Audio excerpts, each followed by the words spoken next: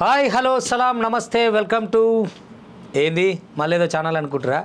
కాదు, నేను ఎప్పుడు ఇంటర్వ్యూలు చేస్తూనే ఉంటాయి కదా. ఇవాళ అట్లా కాదన్నా, మనం కొద్దిగా మాట్లాడుకుందాం.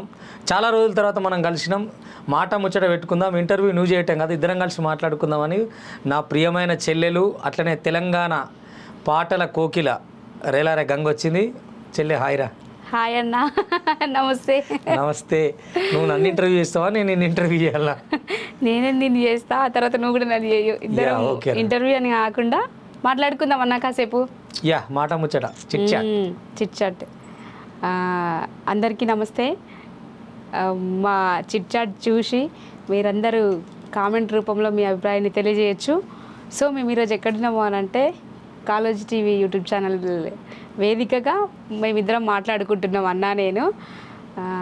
సో ఇది ఏం మాట్లాడతాము అనే దానికంటే ముందు మేము మీ అందరికీ చెప్పే విషయాలు మీరందరూ బాగా విని గమనించి, మేమేమన్నా తప్పులు మాట్లాడితే ఒప్పులు మాట్లాడినా కానీ మీ బిడ్డలుగా మమ్మల్ని స్వీకరించి ఏమైనా తప్పులు ఒప్పులు ఉంటే కూడా కామెంట్ రూపంలో ఖచ్చితంగా తెలియజేస్తారని మనస్ఫూర్తిగా కోరుకుంటున్నా.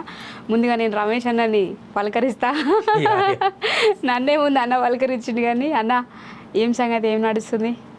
ఏం నడుస్తుందిరా అంతా? ఏపీ తెలంగాణ రెండు తెలుగు రాష్ట్రాలు ఎన్నికల మాఫియా అయిపోయింది కదా ఆల్మోస్ట్. ఇంకా అంటే ఆ రిజల్ట్ వచ్చే వరకు ఆ ఫోబియా ఉంటుంది. అండ్ ప్రజెంట్ ఇంకా వేడిగా ఏది ఉందంటే పట్టభద్రుల ఎలక్షన్స్ అనేటివి వేడి. అవును అవును, నేను కూడా అదే అడుగుదాం అనుకున్నా.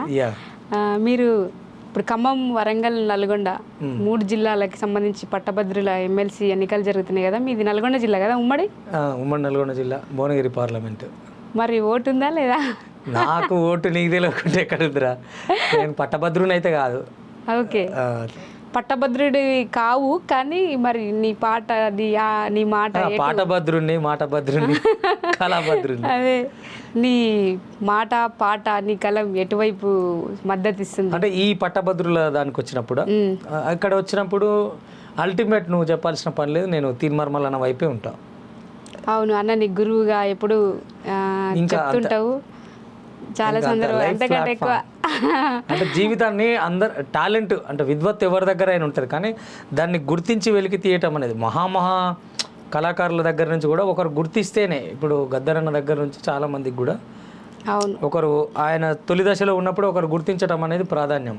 అట్లా నన్ను వేల మంది కళాకారులలో నా దగ్గర ఒక ప్రత్యేకత ఏదో ఉంది అని నన్ను పట్టుకొని నాకు ఒక లైఫ్ ప్లాట్ఫామ్, అంటే ఈ పాటే ప్రాణంగా తిరుగుతున్న వాడిని ఒక జర్నలిస్ట్ చేసి ఈ సమాజం. నాకు చాలా పెద్ద క్వశ్చన్ మార్క్, పెద్ద డౌట్. చాలా సందర్భాల్లో మనం కలిసినప్పుడు కూడా అడగాలని అనిపిస్తుంది, కానీ ఎప్పుడు అడగలే. నాకు నీ మీద అయితే ఎట్లా డౌట్ ఉందో నా మీద కూడా చాలా మందికి ఉంటుంది. ఈరోజు మనం ఇద్దరము క్లారిటీగా చెప్పాల్సిన వేదిక ఇది. చెప్పుదాం, అసలు మల్లన్నతో మీకు మొదటి పరిచయం ఎక్కడ? ఎట్లా అన్న నిన్ను ఓన్ చేసుకున్నాడు? అన్న నేను ఎట్లా ఇటువైపు జర్నలిజం వైపు తీసుకొచ్చిండు? నువ్వు ఎట్లా వచ్చినావు? అసలు నువ్వు బేసిక్గా నీదంతా బ్యాక్గ్రౌండ్ వేరు అని నాకు తెలుసు. అవునవును, కానీ ఈ మాట మీద నువ్వు కూడా ఉండాలి. మరి నేను చెప్తా, నువ్వు కూడా నా అంత ఓపెన్ చెప్పాలి. చెప్తా, ఎందుకంటే కాలేజీ ప్రేక్షకులు మనల్ని చూసే మన అభిమానులు అందరూ చూస్తారు కాబట్టి. అంటే జెన్యున్గా చెప్పాలన్నా. ఏదో ఈరోజు అన్న పోటీలో ఉన్నారని చెప్పి మనం మల్లన్న గురించి చెప్పడానికి వచ్చినట్టు అని కాకుండా, వాస్తవంగా నిజంగా అన్న గురించి చెప్పడానికే వచ్చినాం మనము. కానీ అన్నతో మనకున్న పరిచయం ఎట్లాంటిది, అన్నతో మనకున్న బంధం ఏంది, అసలు మనం ఎట్లా అన్న వరకు చేరినాము, అన్న దగ్గరికి చేరిన తర్వాత మనల్ని ఎట్లా చేరదీసిండు, ఇప్పటికీ మన జర్నీ ఎట్లా కొనసాగుతుంది అనేది చెప్పాలి. అయితే నాకు అందరిలాగే V6 దగ్గర నుంచి 10TV దగ్గర నుంచి TV5 వరకు అన్న స్లాంగ్ కానీ ఆయన టాలెంట్ కానీ అట్లా నేను బాగా అభిమాని ఆయనకు. నాకు ఒక లక్ష్యం ఉండేది, ఎప్పుడన్నా ఈ తీన్మార్ మల్లన్న అంటే ఆయనను కలవాలి, ఆయన నన్ను కూడా రమేష్ అని పిలవాలి అంటే పిలుస్తున్నాడు అనుకో.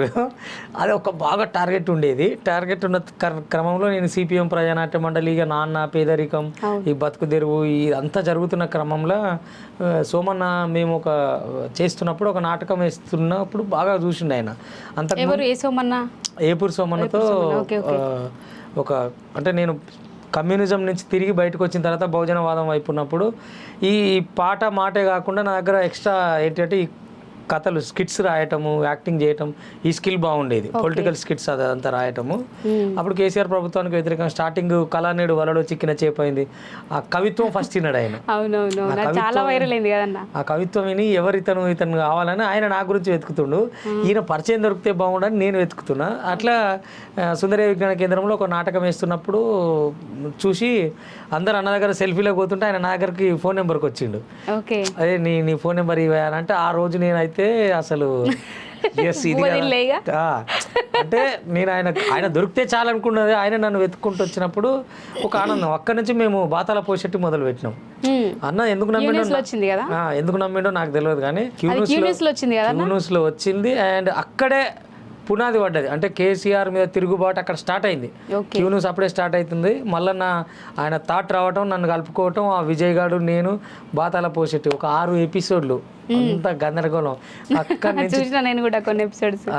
నుంచి రాచకొండ రమేష్ అంటే తెలంగాణ అంతా నాకు అంటే నా కళ ఒకటి. దానికి ఊతమైన అన్న ఆయనకు ఎప్పుడు నేను సర్వదా కృతజ్ఞుడిని. ఎందుకంటే తిన్న మా పెద్ద మనిషి అందశ్రీ సార్ ఉన్నాడు కదా, ఆయన ఒక మాట చెప్తాడు, సద్ది తిన్న రేవు తలుగు బిడ్డ సచ్చదాకా బువ్వ పుడుతుంది అని. సో ఆ సద్ది తిన్న రేవు ఎప్పుడు మరవద్దు, తలవాలి, తలిస్తే బువ్వ పుడుతుంది. అందుకని నేను ఏ వేదిక ఎక్కినా ఇప్పటికి 100 సార్లు చెప్తా ఇంటర్వ్యూలలో. మళ్ళీ నాకు లైవ్ ప్లాట్ఫామ్